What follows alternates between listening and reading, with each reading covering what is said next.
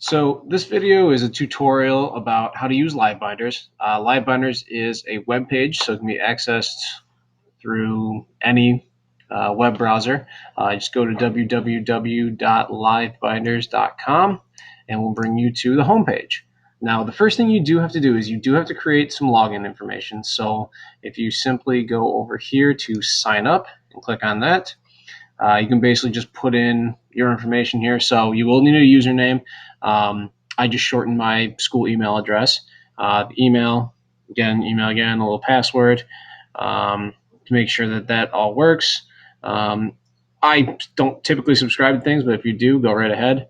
And then you sign up.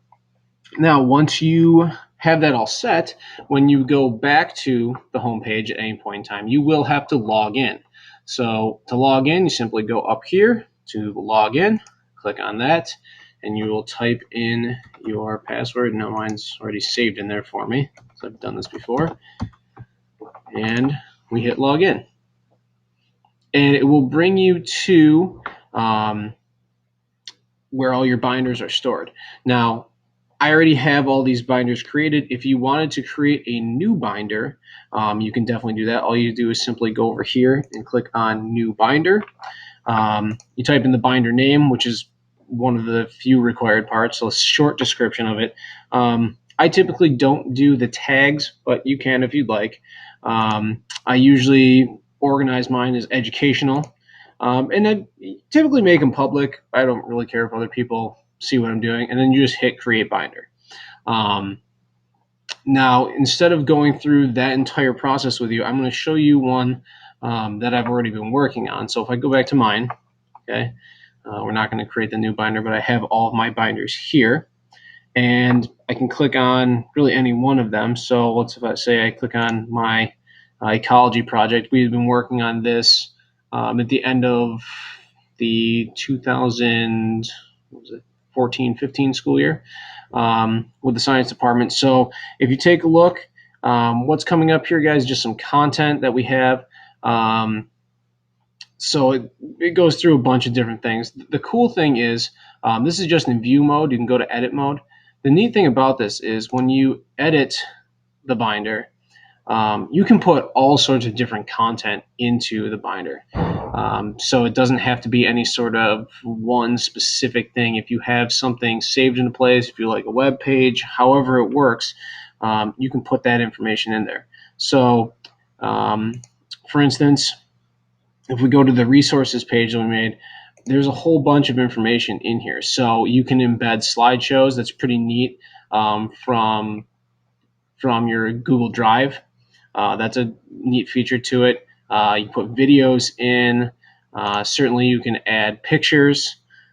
There's also ways that you can put in you can even embed full web pages. So whatever it is that you want to put in there, you can pretty much insert that information. Now, the way to do it is really easy. First of all, you can always create more tabs, and you'll see up here these blue tabs are the main tabs that you'll see for the LiveBinder. Then you can create the sub-tabs, which are these little yellow ones I have down here. So you can do any of that depending on how you want to organize your information. Then, once you're on one of the tabs or sub-tabs, you simply go to Content, and it allows you to put in whatever it is that you choose. So there's a range of things that you can do. You can embed full websites. If you just click on this one, you can type in the link and it'll put the full website in there. Text if you just wanted to type something, or if you wanted to type something and put a picture, similar like that. You can do files. The only downside of files is that with the free membership, you can't save a ton of information. So there is a neat little workaround that you can do by embedding a shareable link to a Google Doc. And if you want specifics on that, I can help with that later. You can embed things. So if you found, some neat little snippet of something, you can embed that. You can put YouTube videos in there. There's a whole bunch of information that you can do in terms of what you can put into the LiveBinder. Okay. What I find is the kind of best use for this is basically just organizing information. I like it not necessarily as full assignments, but as a way to give all of the necessary information about a topic without necessarily having to cover everything. It's kind of like making your own digital textbook. So you have all the information that the students may or may not need, and it's all in one convenient location.